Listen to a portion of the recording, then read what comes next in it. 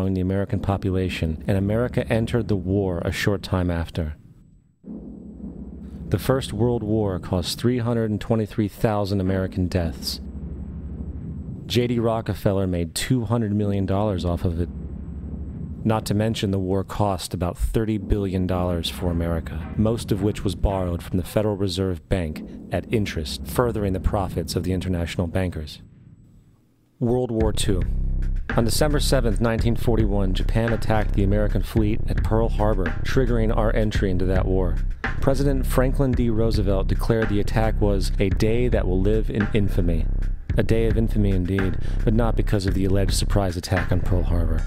After 60 years of surfacing information, it is clear that not only was the attack on Pearl Harbor known weeks in advance, it was outright wanted and provoked. Roosevelt, whose family had been New York bankers since the 18th century, whose uncle Frederick was on the original Federal Reserve Board, was very sympathetic to the interests of the international bankers, and the interest was to enter the war, as we've seen, nothing is more profitable for international bankers than war. In a journal entry by Roosevelt's Secretary of War Henry Stimson, dated November 25, 1941, he documented a conversation he had with Roosevelt. The question was, how should we maneuver them into firing the first shot? It was desirable to make sure the Japanese be the ones to do this, so that there should remain no doubt as to who were the aggressors. In the months leading up to the attack on Pearl Harbor, Roosevelt had done almost everything in his power to anger the Japanese, showing a posture of aggression. He halted all of Japan's imports of American petroleum. He froze all the Japanese assets in the United States. He made public loans to nationalist China and supplied military aid to the British, both enemies of Japan in the war, which, by the way, is completely in violation of international war rules. And on December 4th, 3 days before the attack, Australian intelligence told Roosevelt about a Japanese task force moving towards Pearl Harbor. Roosevelt ignored it. So, as hoped and allowed, on December 7, 1941, Japan attacked Pearl Harbor, killing 2,400 soldiers.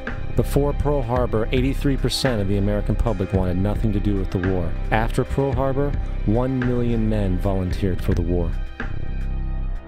It is important to note, Nazi Germany's war effort was largely supported by two organizations, one of which was called IG Farben. IG Farben produced 84% of Germany's explosives, and even the Zyklon B used in the concentration camps to kill millions.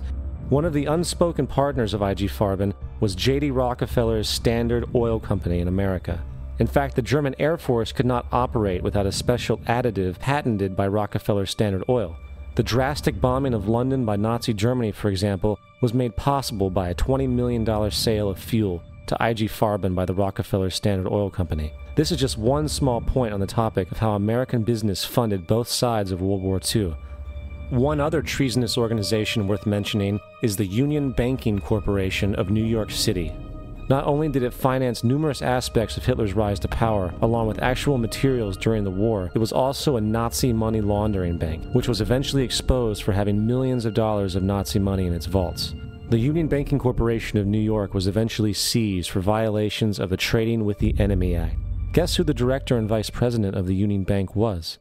Prescott Bush, our current president's grandfather, and of course our former president's father. Keep that in mind when considering the moral and political dispositions of the Bush family. Vietnam. The United States' official declaration of war on North Vietnam in 1964 came after an alleged incident involving two U.S. destroyers being attacked by North Vietnamese PT boats in the Gulf of Tonkin. This was known as the Gulf of Tonkin Incident. This single situation was the catalytic pretext for massive troop deployment and full-fledged warfare. One problem, however, the attack on the U.S. destroyers by Vietnamese PT boats never happened. It was a completely staged event to have an excuse to enter the war. Former Secretary of Defense Robert McNamara stated years later that the Gulf of Tonkin incident was a mistake, while many other insiders and officers have come forward, relaying that it was a contrived farce, a complete lie. Once in the war, it was business as usual. In October 1966, President Lyndon Johnson lifted trading restrictions on the Soviet bloc, knowing full well that the Soviets were providing upwards of 80% of North Vietnam's war supplies. Consequently, Rockefeller interests financed factories in the Soviet Union, which the Soviets used to manufacture military equipment and send it to North Vietnam. However, the funding of both sides of this conflict was only one side of the coin. In 1985, Vietnam's rules of engagement were declassified. This detailed what American troops were and were not allowed to do in the war. It included absurdities like North Vietnamese anti-aircraft missile systems could not be bombed until they were known to be fully operational. No enemy could be pursued once they crossed the border of Laos or Cambodia. And most revealing of all, the most critical strategic targets were not allowed to be attacked unless initiated by high military officials. Apart from these imposed ludicrous limitations, North Vietnam was informed of these restrictions and therefore could base entire strategies around the limitations of the American forces. This is why the war went on so long. And the bottom line is this: the Vietnam War was never meant to be won, just sustained. This war for profit resulted in 58,000 American deaths and 3 million dead Vietnamese. So, where are we now? September 11th was the jumpstart for what is now an accelerated agenda by the ruthless elite. It was a staged war pretext no different than the sinking of the Lusitania, the provoking of Pearl Harbor, and the Gulf of Tonkin lie. In fact, if 9/11 wasn't a planned war pretext, it would be an exception to the rule. It has been used to launch 2 unprovoked illegal wars, one against Iraq and one against Afghanistan. However, 9/11 was a pretext for another war as well, the war against you. The Patriot Act, Homeland Security, the Military Tribunals Act, and other legislations are all completely and entirely designed to destroy your civil liberties and limit your ability to fight back against what is coming. Currently in the United States, unannounced to most brainwashed Americans, your home can be searched without a warrant, without you being home. You can in turn be arrested with no charges revealed to you, detained indefinitely with no access to a lawyer, and legally tortured, all under the suspicion that you might be a terrorist. If you need a painted picture of what is happening in this country, let's recognize how history repeats itself. In February 1933, Hitler staged a false flag attack, burning down his own German parliament building, the Reichstag, and blamed it on communist terrorists. Within the next few weeks, he passed the Enabling Act, which completely eradicated the German Constitution, destroying people's liberties. He then led a series of preemptive wars, all justified to the German people as necessary to maintaining homeland security.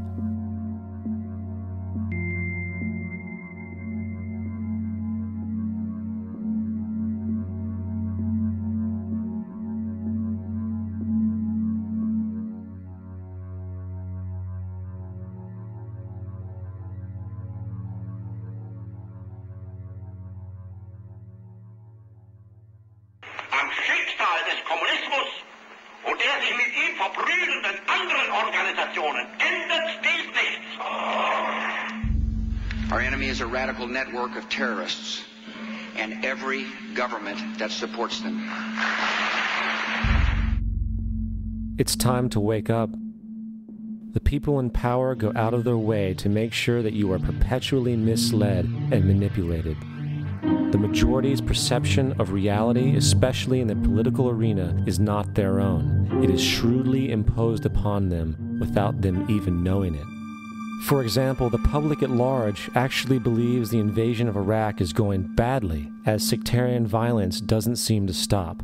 What the public fails to see is that the destabilization of Iraq is exactly what the people behind the government want. This war is to be sustained so the region can be divided up, domination of the oil maintained, continual profits reaped for the defense contractors, and most importantly, permanent military bases established to be used as a launching pad against other oil-bearing, non-conforming countries such as Iran and Syria. For further implication that the civil war and destabilization is purely intentional, in 2005, 2 elite British SAS officers were arrested by Iraqi police after being caught driving around in their car shooting at civilians while dressed up as Arabs. After being arrested and taken to a jail in Basra, the British Army immediately requested the release of these men. When the Basra government refused, British tanks came in and physically broke out the men from the Basra prison. If you wish to destroy an area, how do you